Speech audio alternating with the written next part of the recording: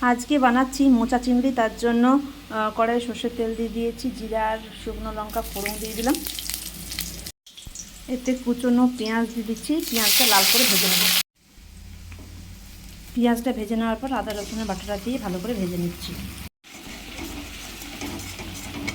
মশলাটা ভাজা হয়ে গেছে। এরপরে এতে হলুদ, কাশ্মীরি লঙ্কার গুঁড়ো আর ভাজা মশলা দিয়ে ভালো করে মশলাটা একটু ভেজে নিচ্ছি।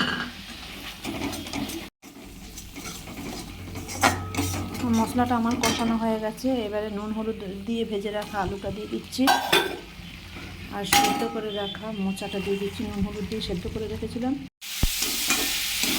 ভালো করে মশলার সাথে মিশিয়ে একটু কষে নিয়েছি। এরপরে এতে একটু গরম জল দিয়ে দিচ্ছি আর এখানে ভেজে রাখা চিংড়ি মাছগুলো দিয়ে দিচ্ছি। জাস্ট একটু এবারে ফুটতে দেবো। উপর থেকে একটু গরম মশলা ছড়িয়ে দিলাম।